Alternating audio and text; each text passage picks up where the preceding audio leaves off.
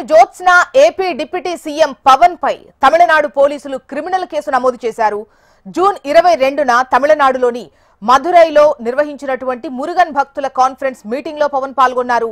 ఈ సమావేశంలో ఆయన మత విద్వేషాలు రెచ్చగొట్టేలా ప్రసంగించారని Madurai people federation for communal harmony సంస్థ పోలీసులకు కంప్లైంట్ చేసింది.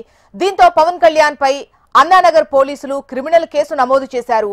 పవన్ కళ్యాణ్ తో పాటు మాజీ తమిళనాడు బీజేపీ అధ్యక్షుడు అన్నామలై పైన పోలీసులు కేసు నమోదు చేసినట్టుగా తెలుస్తోంది.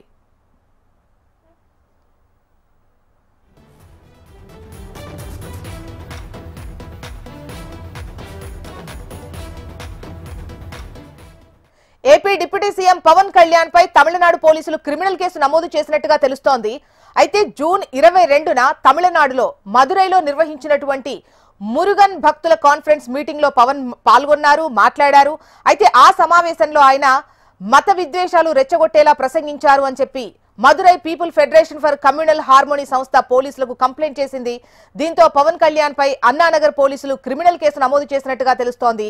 డీటెయిల్స్ మనకు శ్యామ్ అందిస్తారు. శ్యామ్, చెప్పండి, తమిళనాడులో AP deputy CM Pawan Kalyan పై కేసు నమోదైనట్టుగా తెలుస్తోంది.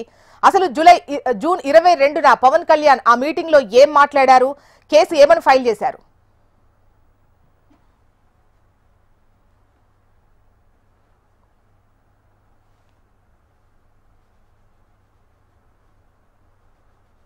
పోలీస్ స్టేషన్ లో పవన్ కళ్యాణ్ పైన ఒక క్రిమినల్ కేసు అయితే నమోదు చేసింది. ఈ కేసు చూసుకున్నట్లయితే Madurai people's federation for communal harmony ఒక సంస్థ ఈ పవన్ కళ్యాణ్ పైన ఫిర్యాదు చేసింది. ఈ ఫిర్యాదులో చూసుకున్నట్లయితే మత విద్వేషాలు రెచ్చగొట్టేలా ఆయన చేసిన వ్యాఖ్యలు చేశారంటూ కూడా దానికి సంబంధించి కూడా ఫిర్యాదు అనేది. ఈ నేపథ్యంలో పవన్ కళ్యాణ్ పైన చూసుకుంటే అన్నానగర్ పోలీస్ స్టేషన్ లో 196(1)A 299 302 353 1B సబ్ సెక్షన్ 2 కింద మొత్తం 5 సెక్షన్ల కింద పవన్ కళ్యాణ్ పైన కేసు అయితే నమోదు చేశారు. ఈ కేసు తీసుకున్నట్లయితే దాదాపు 10 సంవత్సరాల వరకు జైలు శిక్ష విధించే కష్టం చేశారు. ప్రధానంగా చూసుకుంటే గత నెల 22వ తేదీన అక్కడ తమిళనాడులో ఒక సభకు ముఖ్య అతిథిగా పవన్ కళ్యాణ్ అయితే అతను హాజరయ్యారు. ఈ సందర్భంగా అక్కడ చూసుకున్నట్లయితే మురుగన్ భక్తులకు సంబంధించిన సమ్మేళనం అది. మురుగన్ భక్తులందరూ కనుక తలుచుకున్నట్లయితే అక్కడ ఏదైతే ప్రభుత్వం ఉందో ఆ ప్రభుత్వానికి మాత్రం చాలా కష్టం అనేది ఏర్పడుతుంది. వాళ్ళందరూ కనుక ఎదురు తిరిగితే ప్రభుత్వం దిగిపోయే పరిస్థితి వస్తుంది. ఇక్కడ మురుగన్ భక్తులకి సరైన ఇది లేదు. ఇక్కడ దేవాలయాలు కూడా పూర్తిగా కమర్షియల్గా మారిపోయినాయి. ఒక ఆదాయ వనరులుగా దేవాలయాన్ని అక్కడ ప్రభుత్వం చూస్తూ ఉంది. ఏదైతే అరేబియా నుంచి వచ్చిన కొంతమంది వాళ్ళ దేవుళ్ళని తలుచుకుంటూ కూడా ఇక్కడ స్థానికంగా మురుగన్ భక్తులను కూడా కాస్త ఇబ్బందులు గురి చేస్తున్నారు అనేది కూడా ఆయన చేసిన వ్యాఖ్యల్లో కొన్ని ఉన్నాయి. అయితే ఈ వ్యాఖ్యలు రెండు మతాల మధ్య కూడా విద్వేషాలు రెచ్చగొట్టేటట్టు ఉన్నాయి.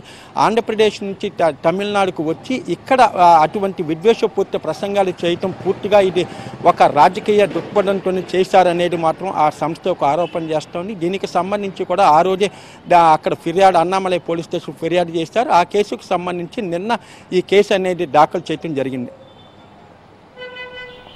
Okay, right Shyam.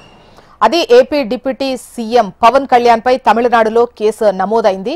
అయితే జూన్ 22న మురుగన్ భక్తుల సమావేశం జరిగింది. ఆ సమావేశంలో పవన్ కళ్యాణ్ పాల్గొన్నారు, మాట్లాడారు. అయితే ఆ రోజు ఆయన చేసినటువంటి వ్యాఖ్యలు అనేవి రెచ్చగొట్టే విధంగా ఉన్నాయి, మత విద్వేషాలు రెచ్చగొట్టే విధంగా ఉన్నాయి అని చెప్పేసి ఆ కేసు నమోదైనట్టుగా తెలుస్తోంది. అదేవిధంగా తమిళనాడుకు సంబంధించి బీజేపీ నేతపై కూడా కేసు బీజేపీ అధ్యక్షుడు నేతపై కూడా కేసు నమోదైనట్టుగా తెలుస్తోంది.